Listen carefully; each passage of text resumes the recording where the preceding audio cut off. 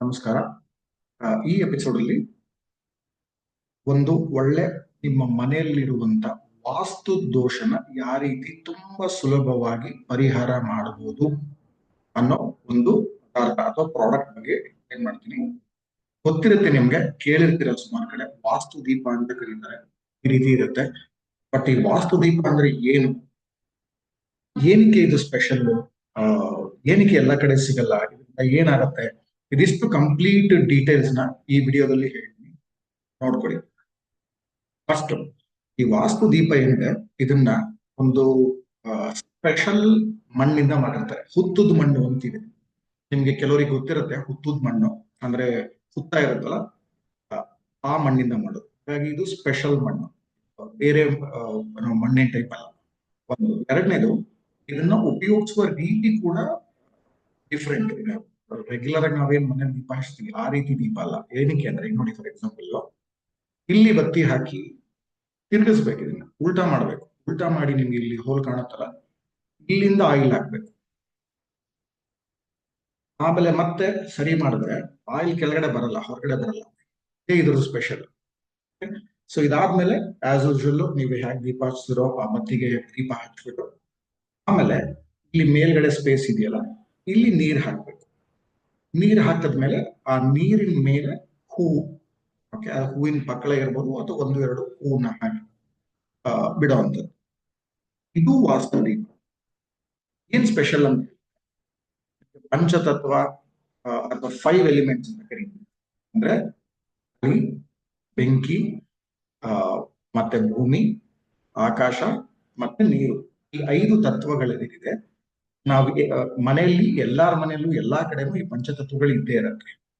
ಈ ಪಂಚತತ್ವಗಳನ್ನ ಪ್ಯೂರಿಫೈ ಮಾಡೋದು, ಓಕೆ, ಅಥವಾ ಕ್ಲೆನ್ಸಿಂಗ್ ಮಾಡೋದು, ಅಥವಾ ಅದ್ರಲ್ಲಿ ಏನಾದ್ರು ದೋಷ ಅಥವಾ ನೆಗೆಟಿವ್ ಎನರ್ಜಿ ಇದ್ರೆ ಕಂಪ್ಲೀಟ್ ಅದನ್ನ ಪ್ಯೂರಿಫೈ ಮಾಡೋದು ಒಂದೇ ಒಂದು ಲ್ಯಾಂಪ್ ಅಂತ ಹೇಳಿದ್ರೆ ಈ ವಾಸ್ತು ದೀಪ.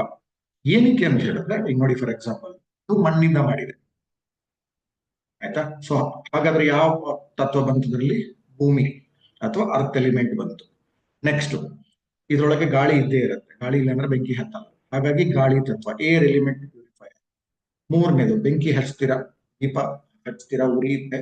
ಹಾಗಾಗಿ ಅಗ್ನಿ ಅಥವಾ ಫೈರ್ ಎಲಿಮೆಂಟ್, ಅಗ್ನಿ ತತ್ವ ಇರುತ್ತೆ, ಅದು ಪ್ಯೂರಿಫೈ. ಇನ್ನು ಮೇಲ್ಗಡೆ ನೀರ್ ಹಾಕ್ತೀವಿ, ಹಾಗಾಗಿ ವಾಟರ್ ಅಥವಾ ಜಲ, ಸೊ ಅದು ಪ್ಯೂರಿಫೈಯರ್. ಫೈನಲಿ ನೀವು ಮೇಲ್ಗಡೆ ಏನು ಹೂ ಹಾಕ್ತೀರಾ, ಇದು ಸ್ಪೇಸ್ ಎಲಿಮೆಂಟ್ ಅಥವಾ ಆಕಾಶ ತತ್ವ. ಸೊ ಹೀಗೆ 5 ತತ್ವಗಳು ಮನೆಯಲ್ಲಿ ನೆಗೆಟಿವ್ ಎನರ್ಜಿ ಏನ್ ಸ್ಟೋರ್ ಆಗಿರುತ್ತೆ, ವಾಸ್ತು ದೋಷ ಇರುತ್ತೆ ಮನೆಯಲ್ಲಿ. ಯಾಕಂದ್ರೆ ಬೆಂಗಳೂರು ಸಿಟಿಲಂತೂ ವಾಸ್ತು 100% ಇರೋ ಮನೆ ಸಿಗೋದೇ ಇಲ್ಲ. ಫ್ಲಾಟ್ಗಳಲ್ಲಂತೂ ಆಲ್ಮೋಸ್ಟ್ 50% ಇರೋದೇ ದೊಡ್ಡ ಪುಣ್ಯ ಸಿಕ್ಕರೆ. ಇಂಥ ಪರಿಸ್ಥಿತಿಯಲ್ಲಿ ಜಾಸ್ತಿ ದುಡ್ಡು ಖರ್ಚು ಮಾಡಿದ್ಮೇಲೆ ಸಿಂಪಲ್ ಆಗಿ ಸುಲಭವಾಗಿ ವಾಸ್ತು ದೋಷನ ಪರಿಹಾರ ಮಾಡಕ್ಕೆ ಇರುವಂತ ಸುಮಾರು ಸೊಲ್ಯೂಷನ್ಸ್ ಗಳಲ್ಲಿ ಒಂದು ಸಿಂಪಲ್ ಎಫೆಕ್ಟಿವ್ ಸೊಲ್ಯೂಷನ್ ಅಂದ್ರೆ ವಾಸ್ತು ದೀಪ. ಹಾಗಾಗಿ ನಾನು ಇದನ್ನ ತುಂಬಾ ಸ್ಟ್ರಾಂಗ್ ಆಗಿ ಸಜೆಸ್ಟ್ ಮಾಡ್ತೀನಿ. ಜಾಸ್ತಿ ದುಡ್ಡು ಖರ್ಚು ಮಾಡಲ್ಲ, ನೀವು ಮನೇಲಿ ಹೆಂಗು ದೀಪ ಹಚ್ತೀರಾ, 500-600 ರೂಪಾಯಿಗೆಲ್ಲ ದೀಪ ಸಿಕ್ಬಿಡುತ್ತೆ ನಿಮ್ಗೆ. ಸ್ಟಾರ್ಟಿಂಗ್ ಒಂದು 15 ದಿನನೋ 1 ತಿಂಗಳು ಡೈಲಿ ಹಚ್ಬಿಟ್ಟು, ಆಮೇಲೆ ವಾರಕ್ಕೆ 1 ದಿನ ಹಚ್ಚಿದ್ರೆ ಸಾಕು. ಓಕೆ, ಸೊ ಒಂದ್ಸರಿ ಹಚ್ಚಿದ್ರೆ 12 ಗಂಟೆ, 16 ಗಂಟೆ, 24 ಗಂಟೆವರೆಗೂ ಉರಿಯೋ ಉದಾಹರಣೆಗಳಿದೆ. ನಮ್ಮಲ್ಲೇನೆ ಆಲ್ಮೋಸ್ಟ್ 16-18 ಗಂಟೆ ಉರಿಯುತ್ತೆ ಕರೆಕ್ಟ್ ಆಗಿ ಹಚ್ಚಿದ್ರೆ. ಸೊ ಇದರಿಂದ ಮನೆಯಲ್ಲಿ ಇರೋ ನೆಗೆಟಿವ್ ಎನರ್ಜಿ ಎಲ್ಲ ಕ್ಲಿಯರ್ ಆಗ್ತಾ ಇರುತ್ತೆ, ವಾಸ್ತು ದೋಷ ಪರಿಹಾರ ಆಗುತ್ತೆ. ತುಂಬಾ ಸುಲಭ ಮತ್ತು ತುಂಬಾ ಎಫೆಕ್ಟಿವ್ ಸೊಲ್ಯೂಷನ್ ಇದು. ಸೊ ಇವತ್ತಿನ ಸೊಲ್ಯೂಷನ್ ವಿತ್ ಸಾತ್ವಿಕ್ ಅಲ್ಲಿ ನಿಮ್ಮ ವಾಸ್ತು ಪರಿಹಾರಕ್ಕೆ ಸೊಲ್ಯೂಷನ್. ಸೊ ಇನ್ನೂ ಜಾಸ್ತಿ ನಿಮ್ಗೆ ವಾಸ್ತು ಪರಿಹಾರಗಳ ಬಗ್ಗೆ ತಿಳ್ಕೊಬೇಕು ಅಂತ ಹೇಳಿದ್ರೆ, ಬರ್ದಿರೋ ಬುಕ್ ಮಹಾವಾಸ್ತು ಅಮೆಝಾನ್ ಅಲ್ಲಿ ಸಿಗುತ್ತೆ.